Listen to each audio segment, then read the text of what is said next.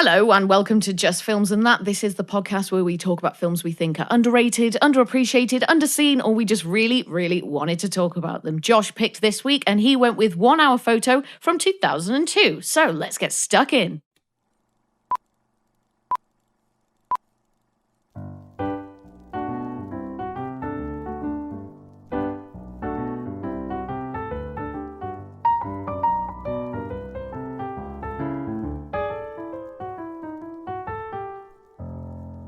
So, Josh, you picked this week's film. It's 1 Hour Photo from 2002, starring the late, great Robin Williams. So, first of all, tell us, what is it about and why did you pick it? So, 1 Hour Photo, spoiler warnings before I tell you the plot. Of so, course, one hour spoiler Photo warnings. is about a chap called Seymour, short to Cy, played by Robin Williams, who works in a photo development booth, like a 1 Hour Photo shop as part of a bigger supermarket. He's very lonely, he lives a very isolated life, and he has become and is obsessed with a family that come in to get their photos developed a lot, and his behaviour becomes sort of more and more erratic as the film goes on, culminating in him ultimately losing his job and sort of his grip on reality, and that has consequences, shall we say, for both him and the family. I picked this one. Well, 2 words, Alice. I think you know what those 2 words are. Oh, go on. Robin Williams. Mm-hmm. So I don't think we've done a Robin Williams film yet, and there's have. not loads of. Well, I mean, people might disagree with me. I don't think there's loads of underrated Robin Williams films or underseen ones.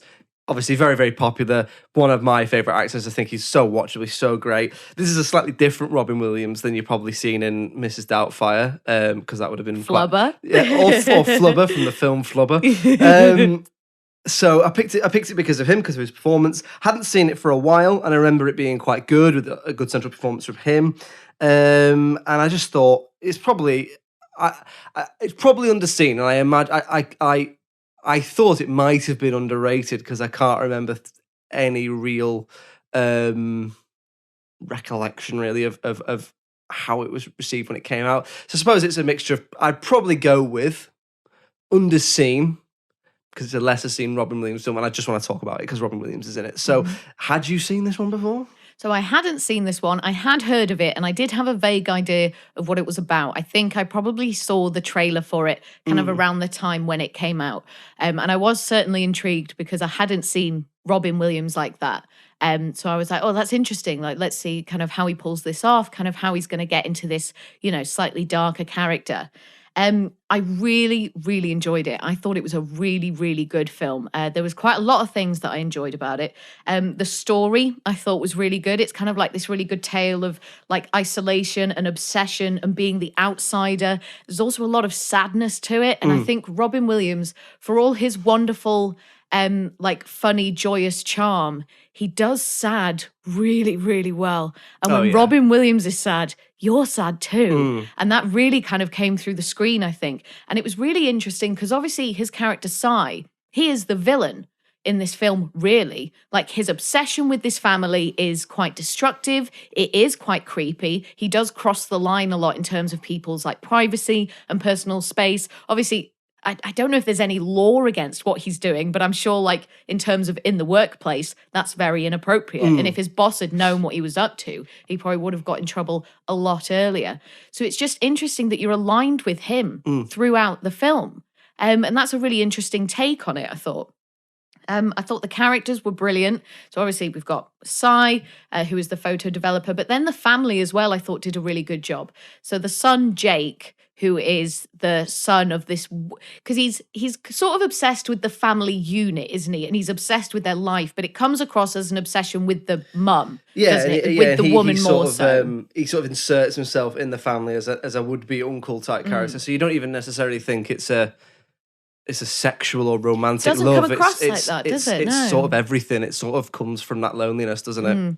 And so the son Jake he comes across as very sensitive. And like after they've been in the store sort of one day and they meet Cy, he sort of goes to his mum, oh, I feel like Cy is really sad.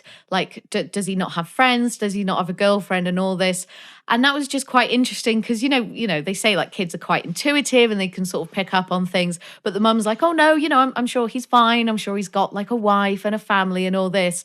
And then you cut to Cy at his apartment, at this sterile, white, lifeless apartment. And this was something really interesting they did throughout, I thought. So they really used kind of like the colorscapes of like the lighting and the locations to really like invoke a lot of feelings. So when you're in, is it Save Mart, like Savmart or Save Mart? Yeah, it's like I think it's a made-up supermarket, but yeah. So that's all very white. It's very sterile. It's very like clinical, Crisp like and clean, and, like there's nothing out of place. There's no life to it. You know, it's like it's just corporation. It's there to make money, sort of thing. And then you've got his apartment, similar, just very white, very sparse, very basic. It's not homely at all. It's not warm. And then you go to the family's house. It's the Yorkins, I believe, Yes, right? That's the family name. So you go to their house and it's all very warm and red and brown and like there's firelight all the time and the lights are always really dim and it just emanates this warmth. And there was quite a lot of this going on that made it feel more art house, more like art style cinema than necessarily a Hollywood film. Because I do think it was kind of one step beyond Hollywood films, which was interesting to see Robin Williams in something like that, I thought. What about you, Josh? I want to just take the reins. Sometimes when I just get into something, I can't shut the fuck up. Yeah, Alice, come on, no. It's one of the reasons I picked it was leading on from what you were saying there, which is I think is a really interesting portrayal of obsession and sort of ethics, really, because like you said, what he's doing is ethically and morally wrong, but actually probably not illegal. I don't really know. I don't know enough about the law, or particularly American law, to know. So I think there's a few things I like about this. Is the treatment of Sy as a character is the first thing. He's not a boogeyman. He's not a Jason or a Michael Myers or a Freddy Krueger. He's a real guy who, like you say, he is acting as a villain, but he's also the protagonist. And but not protagonist sort of has connotations like he's the good guy. So he's not the good guy. He's just the character, like you say, with which you are aligned, with which you view the film through. And I think that's really interesting because it's not something I'd seen done that much before. The only other thing I can think really close to it would be something like American Psycho, where you're sort of again aligned with someone who's doing these horrible things. So I thought that was really interesting because I think it captured obsession really well, and a lot of that is down to Robin Williams' performance. I think he's almost sort of like hypnotic at points in this film. He's very still. He's very calm all the way through it, and then there's moments where he is very, very emotive. You know, where he loses his job at points and stuff like that. He's very emotive, and I really enjoy that. He almost feels sorry for him, even though he's clearly a troubled guy and what he's doing isn't right. But like, it has you questioning, well, should I really be feeling sorry for this guy for what he's doing? But yet you do. You sort of question. All right, I did anyway. I don't know. Did you? Certainly, and it is hard not to because of how emotive Robin Williams plays it. Like you can see so much of the pain in his eyes. Like you can see he's not evil inherently, but it's certainly problematic. And you get kind of like these bits of snippets of information about why might he be like this? Where has this come from? And there's one time where he sort of pretends to stumble upon Jake at a soccer practice, but obviously he's gone there intentionally to have a conversation with Jake. And he starts talking to him about it. It's like, oh yeah, like I didn't really play much sports. I was really sick as a child. And then starts listing off all these illnesses he had and kind of all the reasons why he never really went outside and stuff. So then it's kind of like, okay, so that sort of explains a bit more the obsession with, say, photographs. That's like his way of seeing the world. That was the way he was able to have relationships. And if you think about it in the context of like pre-social media, that makes a lot of sense because he wouldn't need to do what he's doing there in this day and age. You could just go on someone's social media and they're giving you those photos for free. So it's kind of like this interesting precursor to the world that we're living in now, where everyone's readily posting images of themselves, of their families on the internet for the whole world to see. And that's another interesting thing, isn't it? Is the way it's aged, is it's sort of almost completely out of date now in terms of I don't know if, people do still go and get photos developed in the same way because everything's on your phone, everything's in your pocket.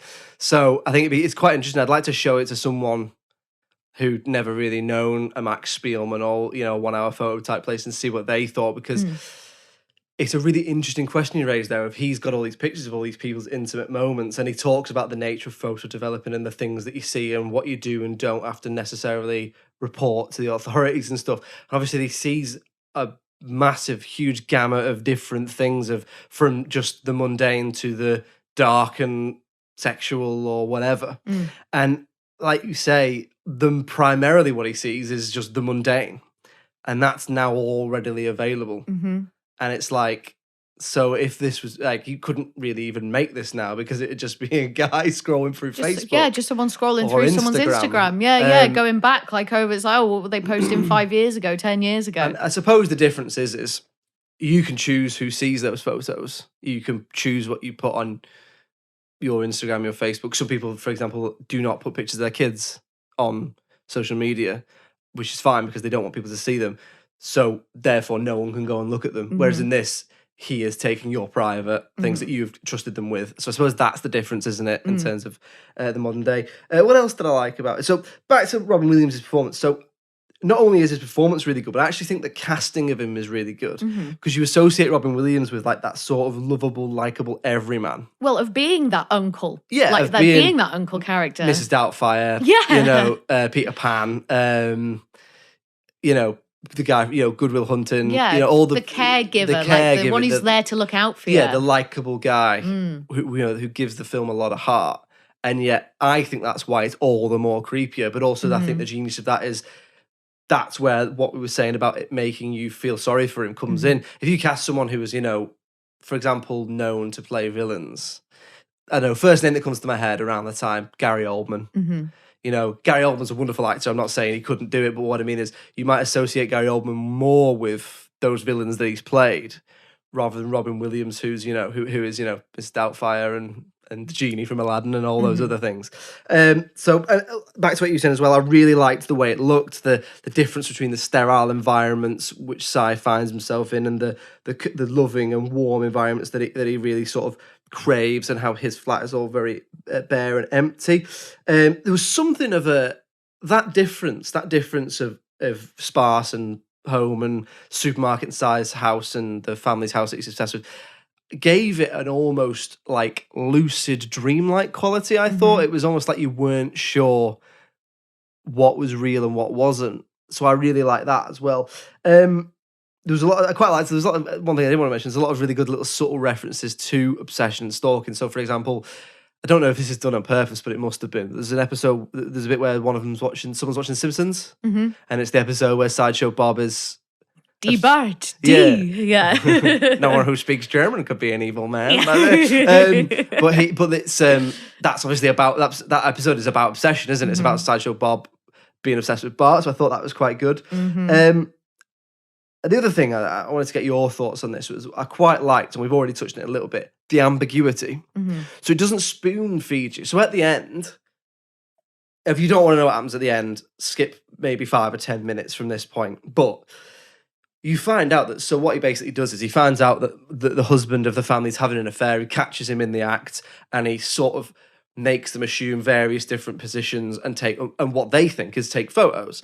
When the police arrest him, you then realise that he has taken photos of nothing, which actually means, in theory, he's done nothing wrong. Which I thought was interesting, because he's still done something wrong. You know he's done it, but he actually hasn't, sort of thing. I don't know. But then the other thing is when the police are interviewing him, he makes allusions as to why he might have done it. He sort of never says it, but it's like he basically alludes to he might have been abused as a child.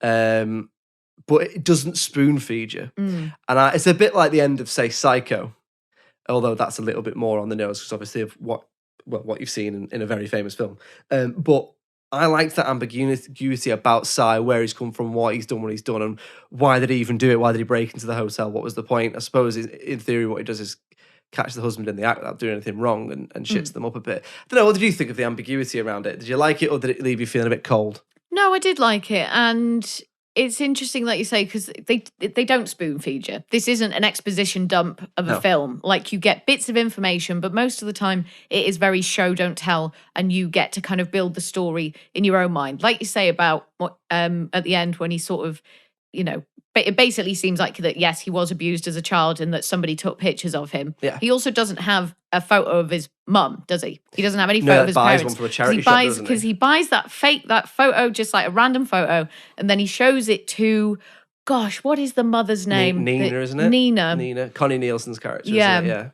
And he shows it to her and he's like, oh, this is my mum or whatever. And I was like, oh, that's weird. Like, why has he not just got like pictures of his actual mum? And then when you hear that information, it's like, oh, probably because he hates her. Yeah. Like, because it sounds like that she let something awful happen to him, or she was the reason that something awful happened to him. And the way that I quite like how it's ambiguous in terms of there's quite a lot of misdirection. So there's this moment where he turns up at their house, and by all sense and purposes, it looks like he goes into their house and starts doing things. Yeah. He switches the television on. He says hi to the dog. Has a beer. He has a beer. He uses the toilet and all this. And then suddenly you hear like keys in the door and he like looks all shocked and you're like, oh my God, my heart was in my mouth at this point. I was like, oh my God, they're going to catch him. They're going to go fucking sick. Like, what the hell is going to happen? They come in, the family run in and they're like, Uncle Si, you're here and all this, mama. And then it cuts back to him being in the car outside and it's like, oh my God, that was all in his imagination. But it's not big, it's not shoving it in your face. It's also like just kind of subtle and really normal. And that has such more of an impact on it. And then again at the end, when he's threatening the husband and his lover, because I thought like, oh, he's going to kill them. He's going to slit their throats. He's going to like leave this like bloody massacre because he's got like this hefty looking knife. Yeah, and it's like, and it's like, this is going to be a nightmare. It's all going to be awful. And that is absolutely where I thought it was going. And then when it didn't, I was like, again, I was like you take a breath. It's kind of like you're shocked that that isn't what's happened. Yeah. Especially because after he's been fired, to kind of get revenge and to sort of freak his boss out a little bit, he takes pictures of his boss's daughter, just kind of outside, like he doesn't intrude on her space or whatever. He's like across the road, she's in the garden playing, but he's taken pictures of her and then sends those pictures to her, or the police find those pictures or something. And that feels so threatening that for me, that was like, oh, this is his end game. It's like he knows that he's going to go away in prison forever, or he's going to kill himself. Like something's going to happen here. And that sort of started off this chain of events where it's like that happens. Then they find the photographs in his house of the husband's face all scratched out and stuff. And then they go to the hotel and then it turns out he's there. And it's like they ask the guy at the reception desk, have you seen this man? And he's like, yeah, he checked in like half an hour ago or whatever. And it's like, oh my God, it's happening. Like it's building up to this massive, gruesome, violent climax. And then it just didn't happen. And then it just kind of ends with him sat in this prison room, back in this sterile, white, like just nothing prison room. Yeah, it was mad. I think one of the things it does, follow on from that, is it sort of takes what you know about horror films, because it's not really a horror film. It's, I suppose you call it like maybe like a thriller. Bit of a thriller, yeah. But it takes what you know about horror films and what you expect, and it doesn't do it. Mm-hmm. So that whole thing of like, they say you fully expect him to kill both of those characters in the hotel room, and he doesn't, and it's like it was never his intention to do. No. Because he's almost like really in control within his mania. Yeah. Like, because he is quite calculated. He sort of knows what he's doing. There's one moment where he sees Will, I believe, who's the father/husband of the family, sees him in the shop and he recognizes him. So he goes up to him and he's like, oh, you're Will Yorkin. And then, and he sort of leans in dead close and goes, you have a beautiful house, like that. And it's like, that's really unnerving. And it's kind of like, what are you trying to like let him know that like you're watching him, that you're aware of him? And I really love the term, like the use of the word house, because it's like, that's very specific. That's like, I've seen your house. It's not, oh, you have a beautiful family. It's like, oh yeah, because I see him in here all the time. So there's like, you're one step removed. It's like, it's very specific to his house. Like, I've seen your bedroom. I've seen your living room. Like when he's imagining walking through the house, it all looks exactly as it really does because he's seen it all and he's obviously memorized it all because he's obsessed with it. One moment that I really liked was obviously when he finds out that the husband is having an affair and he sort of realizes who it's with, because she comes in, the mistress comes in with a roll of photo of her own to have developed. And it's got pictures of her, you know, snogging, being very flirty and loving with the husband. So then Si slips one of the photos in to Nina's photos, into the Yorkins family's photos, knowing that she's going to find it. Oh, it's in the son's photos, isn't it? Because he gives him a free camera. He brings that roll in to get developed. So he slips the photo in there. And then to kind of see how this sort of plays out, he then follows them in the car, doesn't he? And he's just following, they're just driving down the freeway or whatever. It's just like dead chill, nothing's happening. And then the car in front just swerves. And then that's it. And it's like, I just really loved that. It's like, it wasn't like this huge showdown in the middle of the shop, like, oh, my cheating husband's a dickhead or all this, blah, blah. He wasn't like chasing her down the road being like, oh, your husband's cheating on you, I must tell you. It was just like this dead subtle thing. It's very nuanced, isn't it? Yeah. It's very nuanced. It's almost quite, I don't know because I've never been in this situation, but I imagine it's quite realistic in that sense. But yeah, I don't know why she's looking at photos while she's driving. Well, I think the kid wasn't he? He was looking and he must have gone, oh my God, Mum, what is this? She then swerves and has to pull over, and then he pulls over behind her. And so you're getting, even though it's happening to them, you're getting it's all from him, isn't it? It's his reaction. It's what he's seeing. No, it's great. I like that. I think it's full of that sort of thing. It's full of little nuanced things. Do you notice Jim Rash was in it? Yeah, oh my God, yeah. I had to Google it dead quick. I was like, is that Jim Rash with hair? With hair, Never seen him with hair. Yeah, he was like the porn director or whatever coming to... He's credited as something like skeezy porn guy or something like that. So that was quite an enthusiastic session, I thought, but we will move on to things that maybe we didn't like about the film or perhaps would change. So Josh, we'll come to you first. Anything from you, do you think? I really struggled to find something. Did you? Yeah. Yeah, I really wanted, I couldn't find loads. 2002 was a strange time for fashion, I'll say that, but that's not really a problem with it. I mean, Connie Nielsen's hair in the this. Hair, yeah. I was like, are you 16? Yeah, it's so like 2002, isn't it? That's not really the fault of the film, so I can't really put that down. I've written here, I wish Americans didn't call takeaway takeout. Don't know why, it just irritates me. Something that grates you, yeah? It irritates me. You hear that, America? Yeah, listen. And it's football, it's not soccer, all right.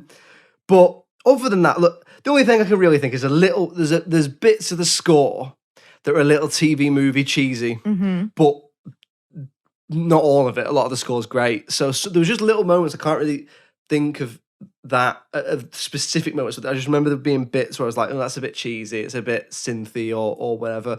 And there's a dream sequence where his eyes bleed. Oh yeah. And the CGI is quite bad in that bit. It sort of looks like it was done on paint or something. But other than that, no, there wasn't really anything I can really, really pin my hat on in terms of what I didn't like. What about you?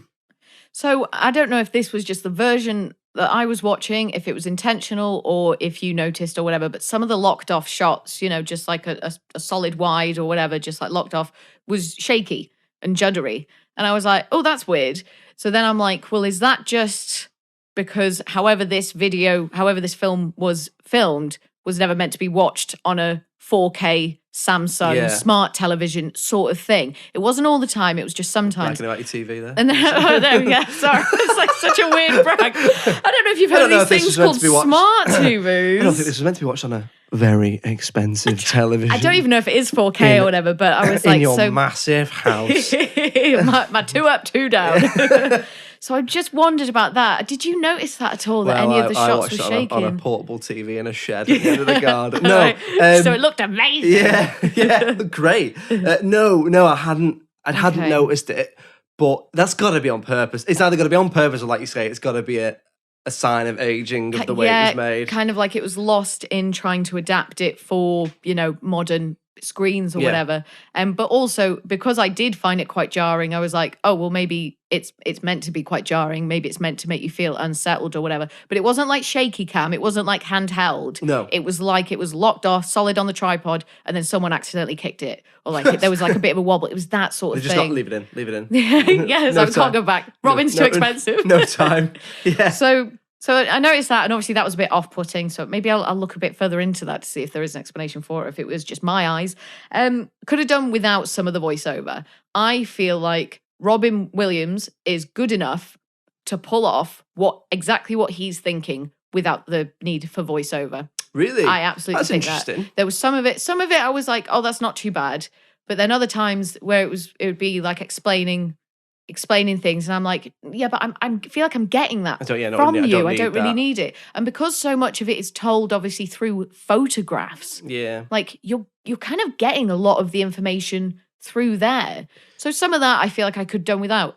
Didn't ruin it for me, didn't take away for me, but just a touch unnecessary, I thought. So let's move on to talking about the critical reception then. So you haven't seen the critical reception, Alice. How do you think it did? I would think that it did quite well. It's a very well put together film, a very interesting story, and it didn't feel old and tired. Like it felt like even in this day and age, 18, 19 years after it was released, still felt like new. Like I hadn't seen, obviously not the way it looked, because digital cameras and landline telephones. Photo development shops. But like the story and everything just felt like Yeah, I that hadn't idea of seen obsession and stuff. I just hadn't seen it done in that way. So I reckon it did all right. I reckon IMDb wise, you're probably looking at like mid sevens, so maybe say like a 7.5. But I would like to think that the critics on Rotten Tomatoes quite liked it. So I would go into the 8s, and I'll sit on an 83, I reckon. 83. Interesting. Here we go. Okay. So on IMDb at time of recording, it gets 6.8 out of 10. On Rotten Tomatoes, the audience give it 65%. Okay. And the critics give it 82%. So you're quite close with you're more or less bang on with the critics. Okay. All right. Interesting. So what do we think then? Like, because for me, I think the audience are probably slightly off there. I would say I think the critics, weirdly, doesn't happen very often, but I think the critics are on the right side of my opinion, I suppose.